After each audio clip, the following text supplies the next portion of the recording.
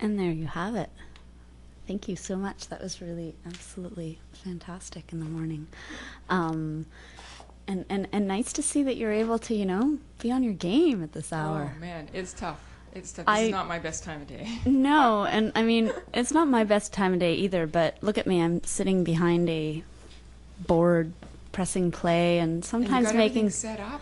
But sometimes making comments and stuff, but I don't really need to use any sort of dexterity, any sort of skills that, require motor functioning. I still have only had a sip of my coffee that's out in the hall, which is okay, It makes for a really mellow Where's the Beat when I'm in.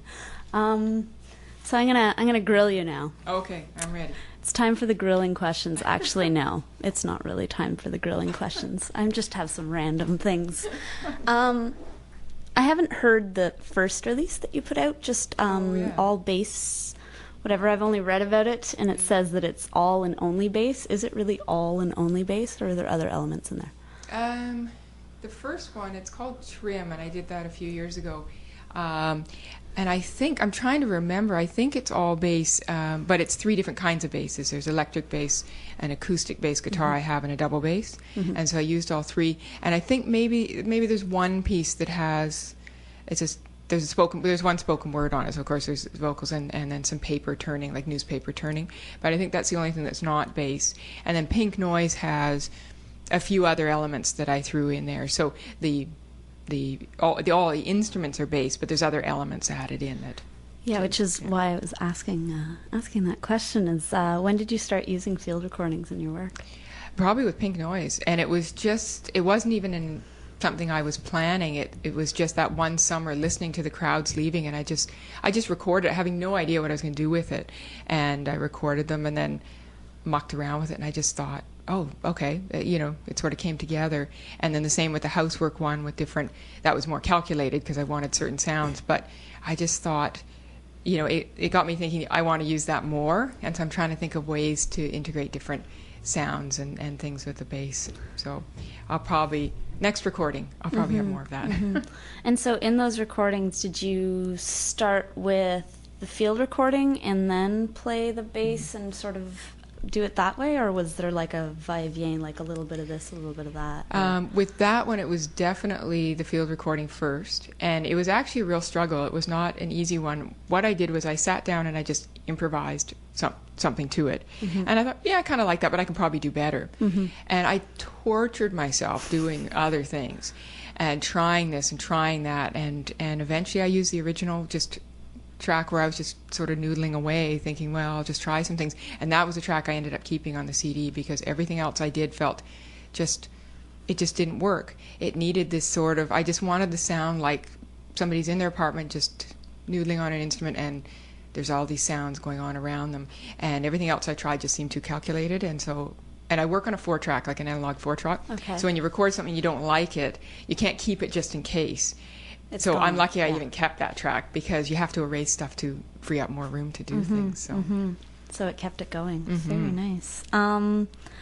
What's your sort of, like, when you hear it, right, and you hear those sounds and you hear the bass, like, it's a very, like, I don't know what kind of mindset it puts me in, but it's very, like, it's very nice. Like, it's just kind of like that sort of, afternoon sort of feeling and whatnot. I know that when I do a lot of field recordings and stuff, and every time I mix them together, I get every single moment that I recorded in my head, and it's kind of like, and I can't share it with anyone, right? Because they weren't there. That's right. You didn't see it, you didn't feel it, and so what's your sort of relationship with the field recordings in terms of that, or in general? Yeah, it's interesting because when I talk about how I recorded it, it's funny because I know what it's like being there, and this fireworks thing happens every summer. So every summer I hear, it's not the exact same sounds, but it's the same idea.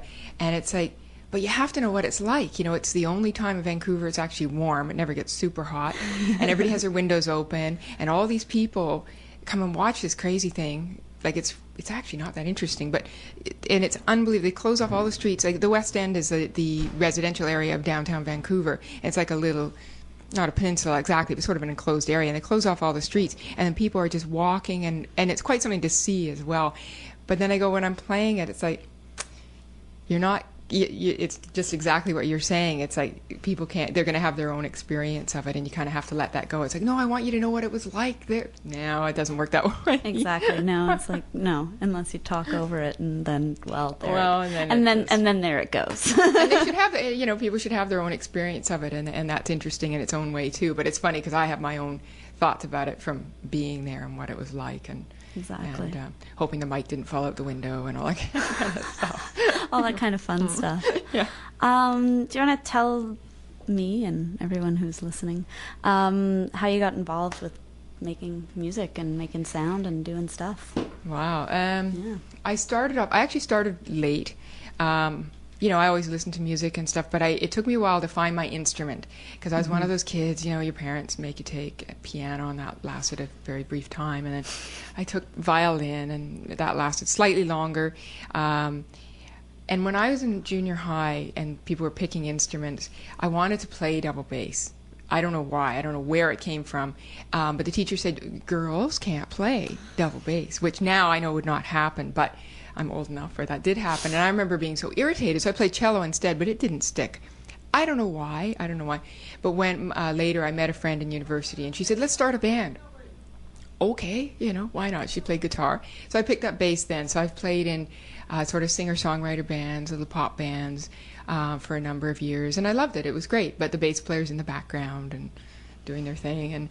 And when the bands kind of, the few bands I was in, they kind of ran their course. And a friend of mine said, and I was frustrated, the structure of being in a band, especially for a bass player, can be quite restrictive.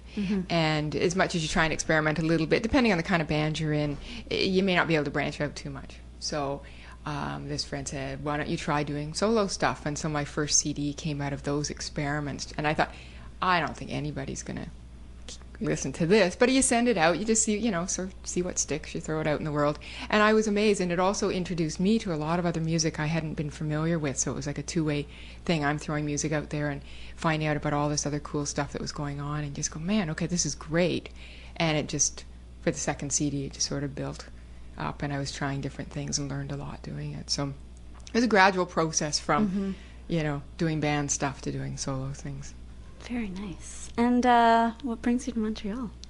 Well, I decided, I did a little tour down the coast in June, which was great, because I live in Vancouver, so it's easy to go down the coast. I played the Olympia Experimental Music Festival. Oh, nice. Which was great. And, Seattle and down to San Francisco and LA, and that was great. And I thought, well, I haven't been back east for a long time. I haven't played here back east. And I got invited to play Lady Fest in Toronto. Okay. And so I did that on Sunday night. And so now I'm doing Montreal, Ottawa, Toronto. I'm doing a little tour back here. A little tour, yeah. Sad that you're not playing down. I know. It didn't work out.